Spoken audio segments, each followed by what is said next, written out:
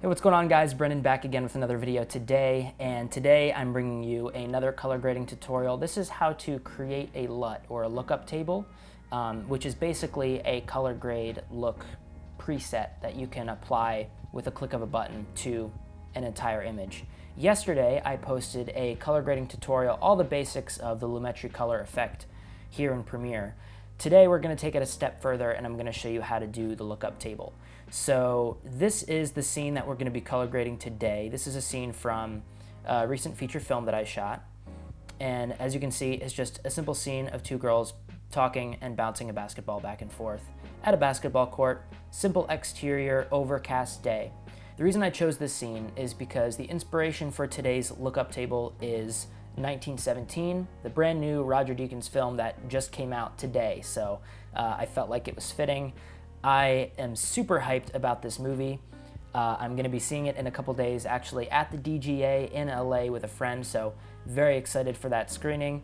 And yeah, I've been more hyped about this movie than I have been probably any movie in the last year.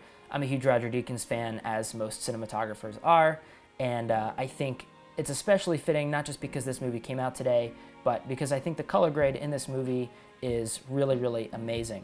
So I'd say the color grade for 1917 is very distinctive and characterized by desaturated skin tones. That's the most characteristic aspect of the entire color grade. It's all the skin tones, all those yellows and oranges and reds are very desaturated, whereas the greens are basically hold their full saturation. I wouldn't say they're more saturated, but the greens are green, and blues are desaturated or actually pushed towards green a little bit as well. Even the browns are pushed a little bit green too. So it's a very distinctive look. It's a very simple look to recreate, actually. So that's another reason I think it's great for an intro tutorial on how to create a LUT. And also, this is a very popular look nowadays. You actually see it in a handful of Roger Deakins movies. Specifically, off the top of my head, I know Sicario and No Country for Old Men also have very similar looks. They're slightly different, but it's the same type of color palette. And also, this is a very popular look amongst period films, specifically World War II era type films. So yeah, without further ado, let's get started. This tutorial is going to be done in Photoshop. Unfortunately, you can't create custom LUTs in Premiere itself. You need to do it in some other external program. Photoshop is just the most logical first program to begin to start learning how to do this stuff, and it's just the way I like to do it. And the way I like to do it is just by eye. So if you've seen my color grading tutorial from yesterday, I highly recommend you go check it out before watching this video to give you a better primer on how to color grade, because it's all of the same basic techniques. So yeah, without further ado, let's get started. I've got a still JPEG image from my scene that I'm going to be color grading here, put into Photoshop, and in another tab up here I have some reference images from 1917 just from the trailer, so I can go back and forth between these two and just make sure I'm sort of on the right track. So basically, all the color effects that we're going to be applying to this image are all right here in this color adjustments tab. So it's going to be super easy, and the first one I'm going to start with is just adjusting the skin tone. So first I'm going to go to this hue saturation effect. I'm going to click that, and it's going to give me an adjustment layer above right here. It's important to do it in adjustment layers so you can delete them or go back and modify them again, and you can create layer after layer, and that way you have a little bit more control. So this is the way I like to do it. So first off, in this hue saturation adjustment tool, we're going to select just the yellow tones, just the skin tones really. So a little bit more of the reds, a little bit more of the oranges, and a little bit less of the greens, mainly just these orangey yellow kind of colors. So that's our selection, and all we're going to do is start dropping the saturation. I'm going to bring this pretty low, probably about minus 20, 21, and then I'm going to basically go back and forth and see how that looks. And right off the bat, as you can see, the skin tones in the face here and the skin tones in the face here are looking really, really similar, and that was just one adjustment of saturation. Super simple, and we're already approaching a very similar look. Okay, so now that we have our first adjustment done, we're going to create another adjustment layer here, and for this one I'm going to just try to focus out on the sort of dark brown colors here, or the reds. So basically what I'm going to do is go into curves here, and I'm going to go to my red channel and just basically create a selection of just the dark reds. And I'm going to bring the dark reds down a little bit, which is going to basically push a little bit more greens into the reds, which is just the opposite color. So we're going to be shifting all of these sort of like dark browny reddish colors and basically lowering the luminance value of the red channel to increase the luminance value of the blue and green channel. So we've done that, and that's just very, very little. Let me look at it before and after here. So basically with that before and after, you can see actually a pretty big difference. I'll probably back that off a little bit. It's a little too intense there. So we'll look at it before and after again, and you can just see all these colors here in the bleachers go from looking kind of red to now they're a little bit more, well, a little bit more green. Great, so let's take a look now at our reference image, back and forth a little bit. So the next thing I'm noticing in this reference image is there's a little bit more contrast in here, especially the shadows are almost pure black. So I'm going to come in here, I'm going to add another curves adjustment, and this is just going to be an adjustment on the luma itself. So I'm going to basically bring the shadows down, and the highlights are going to come up a little bit, pretty good, and we'll compare this to the reference, and now we're really getting somewhere. We're going to go to the hue saturation effect, we're going to go to the red channel, and I'm just going to drop the lightness of the reds a little bit.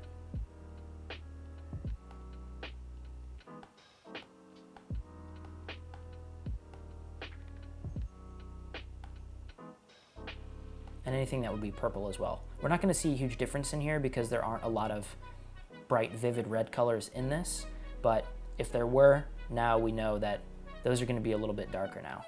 I could go pretty crazy with this, and you could see the basketball starts to change pretty significantly, which is kind of nice actually. I'm going to pull this pretty far down to like maybe -40. Now this basketball is a lot less bright, and even sort of the red tones in the skin are a little bit darker now as well, in the lips and everything like that.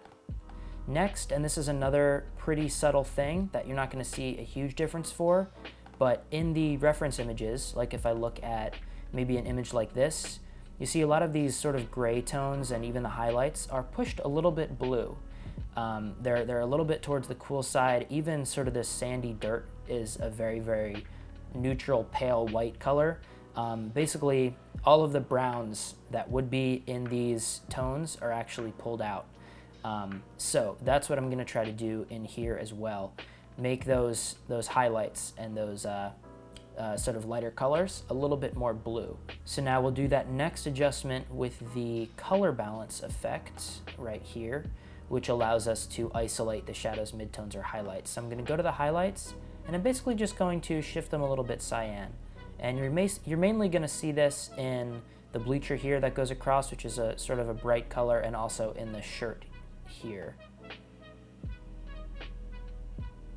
And I could do this really extreme and pull them really cyan, or just pull them a little bit cyan. So this is sort of where they were at before, and I'll pull them to maybe about -20 or so. And if I click preserve luminosity, that's also going to help keep that intensity the same as it was. And that same effect that we just did is also the same type of effect in the actual reference images that are, sort of adding these sort of blue highlights to the helmets here as well, where the rest of the helmet is sort of a dark brown, greenish color, and then when you get that specular highlight, it suddenly shifts kind of blue. That's how you create that kind of a color, a shift. And you even see it in the wall back here. All the highlights in this wall are shifted just a little bit, a little bit cyan, a little bit teal. And that's how we create that look. So that's what that adjustment was just doing there. Now, if we look in this image, all the greens here look like they have a slightly lower saturation than perhaps the greens here. And that might just be a location thing, because maybe here the actual greens in real life, the grass was more saturated than the grass in this field here. So we're going to go into the green section here, select all the greens. We'll drop the saturation a little bit.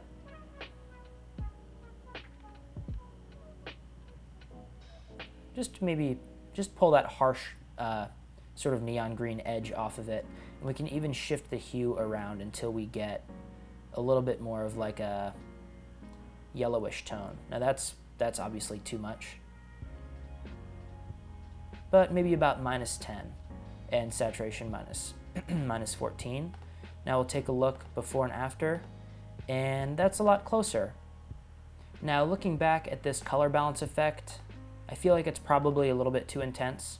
So what I'm going to do is just go to the opacity. This is sort of a cheat way to do it, but it's a little bit easier. Just drop the opacity just to change the intensity of just that single layer. And this is why it's really nice to do it in layers instead of trying to do it all in one pass or something, because now I can just affect that layer of those blue highlights. So I'm going to drop them down to about maybe around 60% or something.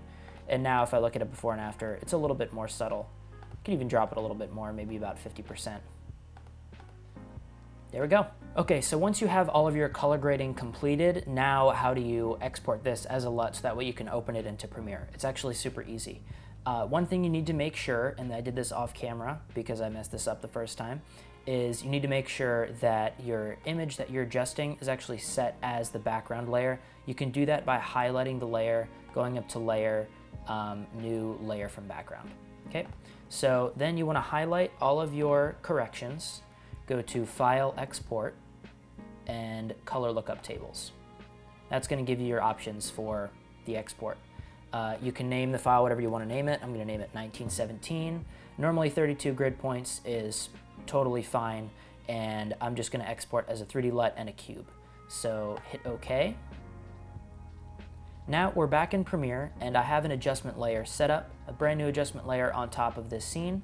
So I'm going to apply the Lumetri color effect to this adjustment layer, and I'm going to go into the Creative tool, the Creative tab, and where it says Look, None, that's where I'm going to drop down that menu and import a new look, or a new LUT, the one that I just exported. So I'm on the desktop and I just have to find that file.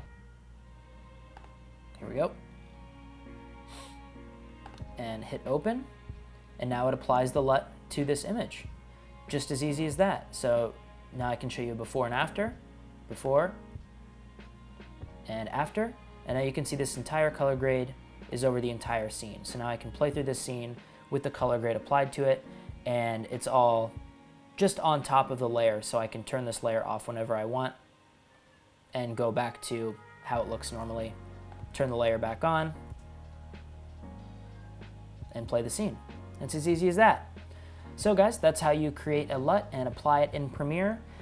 This 1917 LUT is free to download in the description below for those of you that want to take a look and try it out in Premiere in Lumetri Color for yourself.